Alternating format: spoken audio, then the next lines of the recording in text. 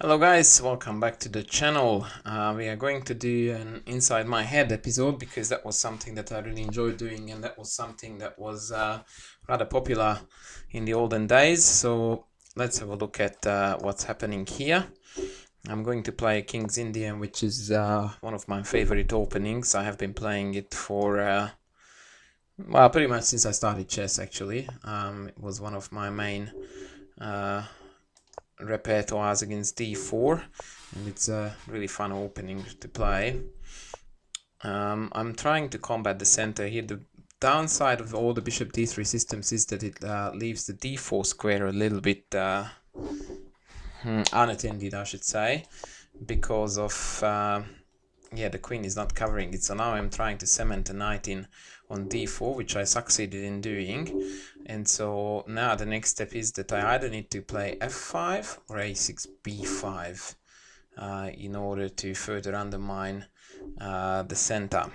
Whereas he might be planning on playing f4 to start to undermine my knight here, which sort of makes me want to play knight h5.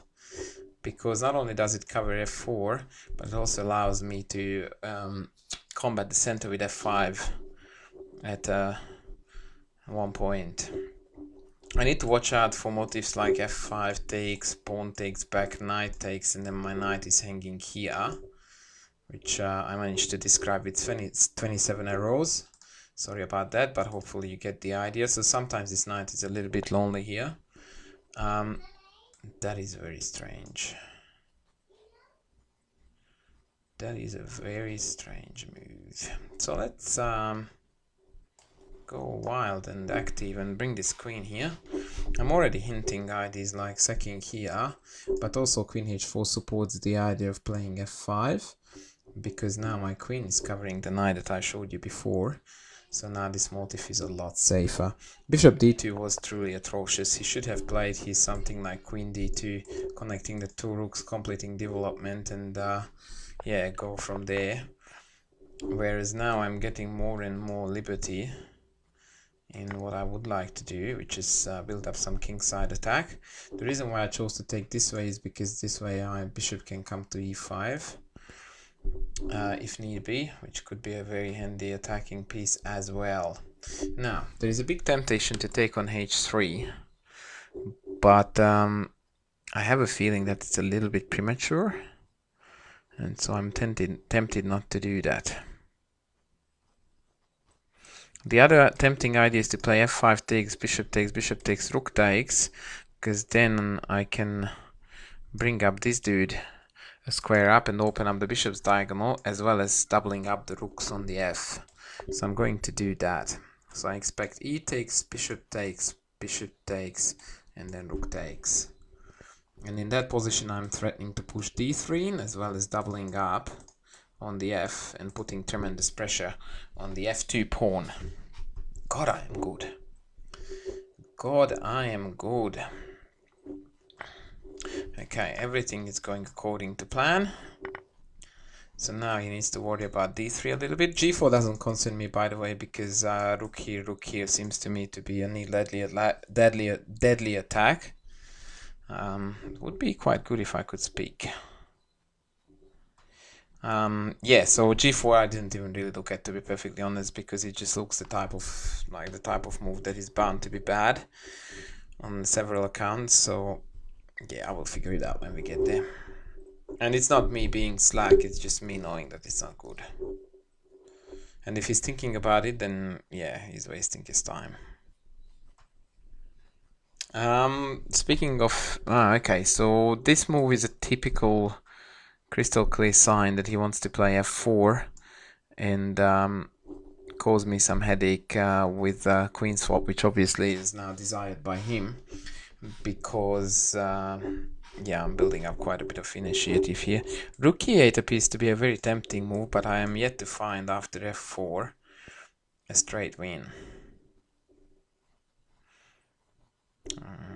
Yeah, it's a bit tricky. I was very tempted also to look at rook f3s, because now with the queen here, if takes queen h3, there is quite a bit of room for fishing in murky waters.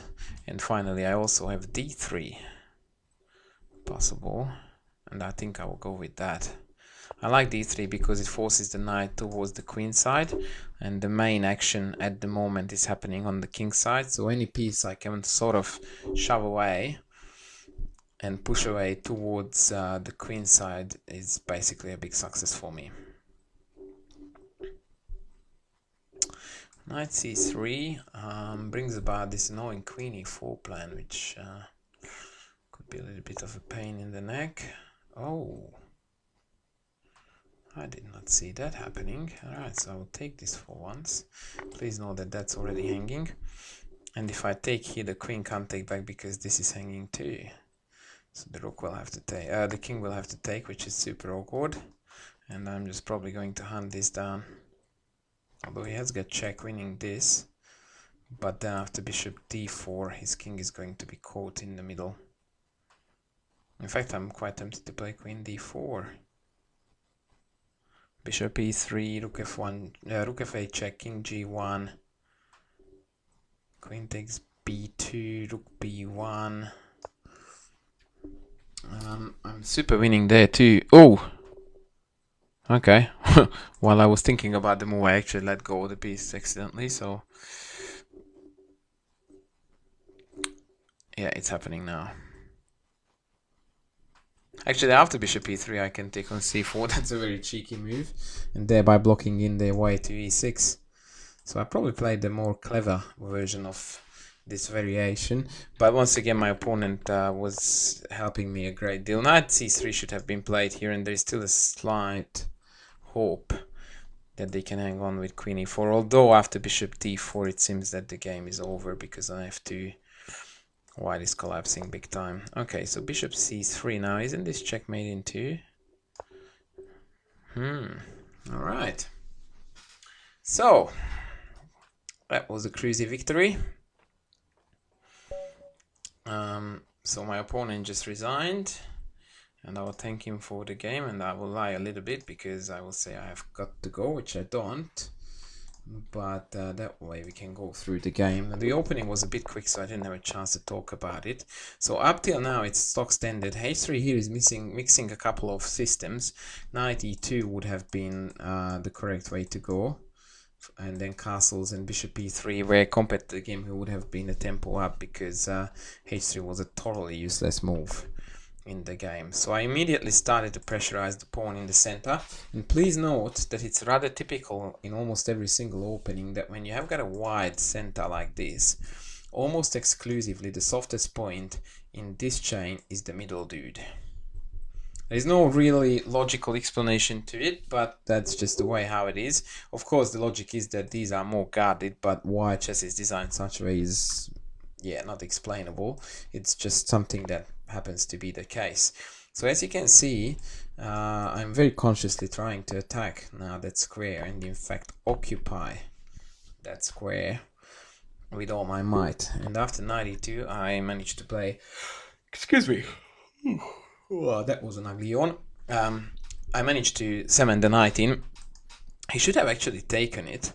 I would have taken back with the pawn, sacking a pawn on d4. But then the bishop on d4 is very loose. I've got rook e8, I've got rook b8 hitting here and here. Normally in those positions, black has got enough counterplay for the pawn. But my opponent wasn't interested in that. He castled, knight h5. And this is where he made the typical mistake of this level of chess, when you are just done with development and you have no idea what to do. And normally when that happens, I always tell my students, if you don't have a plan, don't make a move, because you will find that the move you make is actually going to hinder the plan that you will later on the track find. So it's well worth sacrificing a minute, 2, 3 even, in a 8-minute game to find the correct middle game plan, because this is an epic waste of time that doesn't add any value to the position whatsoever. So normally when the pawn structure is this much tied up and closed up, you definitely want to play on the wings, and the only way to do so is to either play a3 b4 or play for f4.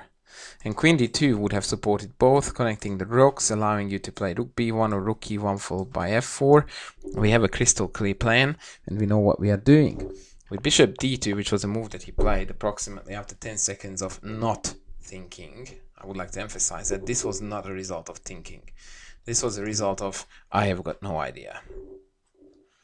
And so he just went back. Okay, I'm actually exaggerating a bit. There was one plan behind this, and that was that he wanted to eliminate this knight, and he didn't want to allow me to fork his pieces. But taking on d4 almost always favors black, because I gain more space in the center, and my bishop's diagonal is extended. I think I reacted correctly by queen h4, take, knight e2, another very passive move, but he needs to swing a few more dudes across to the king side, because bishop takes h3 is already floating. And f5 I think was in the spirit of the position.